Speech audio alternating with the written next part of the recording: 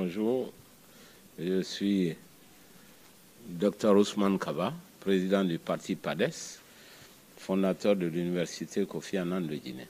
Merci d'avoir accepté notre interview. Vous êtes président du PADES, membre du Front national pour la défense de la Constitution. Dites-nous comment se porte votre front aujourd'hui?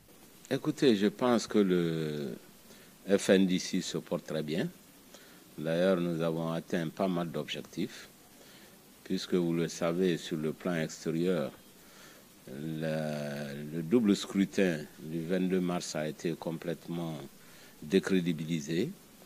Et l'institution qui est née de ces élections, c'est-à-dire l'Assemblée nationale, aujourd'hui est décrédibilisée aussi bien au niveau du peuple de Guinée qu'au niveau international. Comme vous le savez, nous nous sommes battus contre la nouvelle constitution parce que nous avons estimé que l'objet unique de cette nouvelle constitution, c'était d'offrir un troisième mandat au professeur Alpha Condé, contrairement à la constitution qui prévalait. C'est la raison pour laquelle je dis que nous avons eu beaucoup de succès, puisque à l'intérieur de la Guinée, la majorité du peuple de Guinée a boudé ces élections et est parfaitement conscient de l'enjeu de ce qui s'est passé. Et sur le plan extérieur, nous avons été écoutés aussi bien par la CEDEAO, l'Union africaine, la Commission de l'Union africaine, également par l'Union européenne, la France, les États-Unis et beaucoup de pays amis à la Guinée ont tiré les conclusions qui s'imposaient. Et aujourd'hui, le pouvoir guinéen est de plus en plus isolé sur la scène internationale et est de plus en plus contesté à l'intérieur de la Guinée. Vous vous êtes battu avec le FNDC contre un référendum en Guinée. Finalement, le référendum a eu lieu. Il y a une nouvelle constitution qui est en place et aujourd'hui, cette nouvelle constitution fait objet de polémique sur une question de falsification. Comment avez-vous appris cela? Cela prouve simplement que nous avions raison a priori, puisque la constitution qui a fait l'objet d'un référendum contesté et contestable n'est pas du tout la constitution qui a été promulguée. Alors ça fait rire parce que la constitution qui a été adoptée par le peuple côte and côte, c'est une constitution qui avait 157 articles. La constitution qui a été promulguée, qui est différente, comporte 156 articles. Et d'ailleurs, les deux ont été publiés par le journal officiel. Donc la comparaison est très facile. Nous avons eu des modifications sur 41 articles. Près du tiers de cette constitution a été modifié. Et d'ailleurs, si vous regardez l'article 42 de la Constitution, vous verrez que la Constitution qui a été promulguée et qui n'a pas du tout été votée a deux dispositions très claires. La première disposition, c'est qu'on a fait entrer le parrainage des candidatures qui n'existait pas du tout dans la Constitution qui a été discutée et qui a été votée. Deuxièmement, les candidatures indépendantes qui ont permis d'attirer un certain nombre de personnes de la société civile, eh bien ces candidatures indépendantes ont disparu dans la Constitution promulguée. C'est extraordinaire. Donc, ça fait rire parce que c'est une falsification avérée. Et normalement, les auteurs devraient être poursuivis pour fausse écriture publique. Et vous savez que cela est sanctionné par le Code pénal, l'article 585. Et en plus, les ministres, les hauts responsables qui se sont rendus coupables de parjure devraient être jugés par la Haute Cour de justice. Et l'on comprend maintenant, a posteriori, pourquoi en Guinée, toutes les institutions ont été mises en place à l'exception de la Haute Cour de justice. Voilà, donc ça fait rire si ça ne concernait pas le destin de l'ensemble du peuple de Guinée. Est-ce que vous pensez que ceux qui ont accompagné le pouvoir d'Alpha Condé dans ce référendum ont été trahis? Écoutez, beaucoup ont ce sentiment, parce que, comme je l'ai dit, il y a beaucoup de candidats indépendants potentiels qui se sont joints au gouvernement pour faire adopter la Constitution. Alors, celle qui a été promulguée a fait disparaître complètement la possibilité de candidature indépendante, donc c'est une trahison, évidemment, de ceux qui se sont battus pour cette nouvelle constitution. Nous n'avons même pas reconnu de toute façon. Mais c'est une bonne chose, puisque vous savez, les lois, nul n'est censé ignorer la loi. Même si on n'a pas été pour la Constitution, nous avons le droit d'indiquer là où il y a falsification, là où il y a parjure. Ça démontre aussi le manque d'éthique des principaux responsables de ce gouvernement. C'est vraiment catastrophique.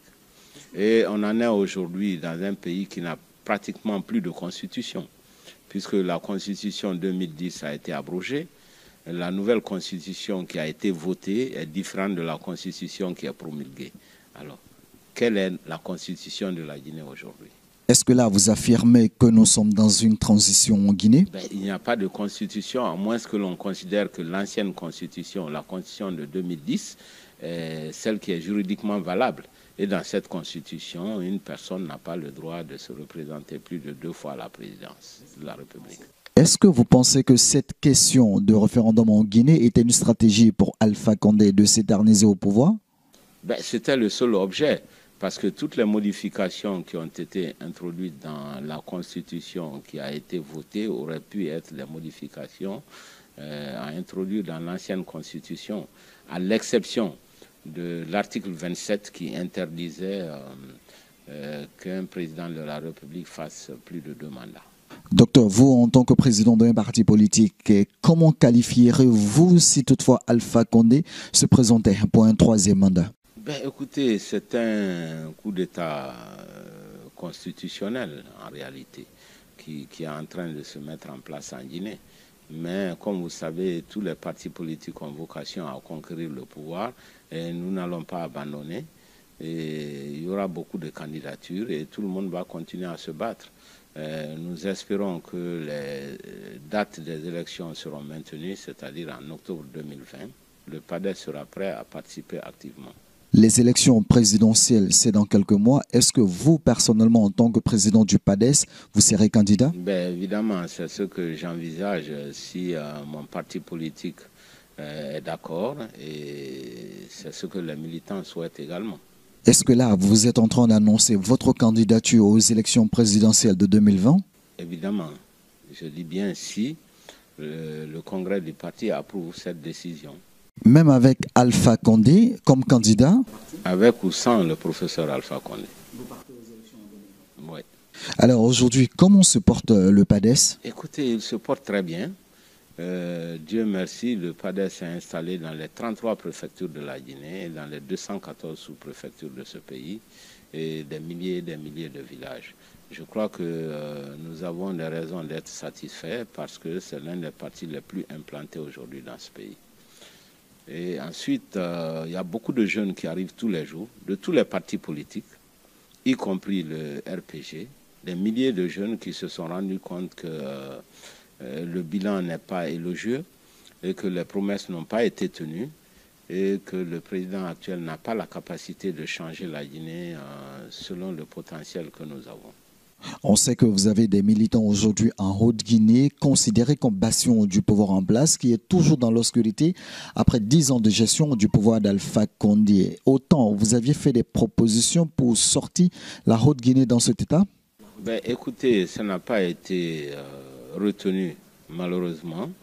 Et le pouvoir en place est en train de payer aujourd'hui en termes d'impopularité en Haute-Guinée, mais pas seulement en Haute-Guinée, mais aussi en région forestière et dans les autres parties de la Guinée. Malgré les investissements massifs dans le secteur de l'électricité, plus de 3 milliards, il n'y a aucune ville en Guinée qui reçoit l'électricité 24 heures sur 24, y compris la capitale Conakry. C'est extraordinaire. Vous savez, moi je suis un économiste professionnel. Je sais comment on finance un pays, je sais comment on monte les projets et c'est mon travail tout simplement. J'estime que la politique doit servir à améliorer le niveau de vie des habitants et que nous avons les armes qu'il faut pour améliorer le niveau de vie des Guinéens, pas seulement sur l'électricité, mais dans tous les secteurs porteurs, à savoir l'agriculture qui absorbe une grande partie de la main-d'œuvre, la création d'entreprises, les emplois des jeunes les infrastructures de base, etc. Ce sont les priorités de la Guinée. Malheureusement, nous avons fait 10 ans sans atteindre ces objectifs. Il est temps de changer ce pays. Peut-être ma dernière question au cours de cette interview. Est-ce qu'aujourd'hui vous lancez un appel à la communauté internationale pour ne pas que la Guinée tombe dans une crise?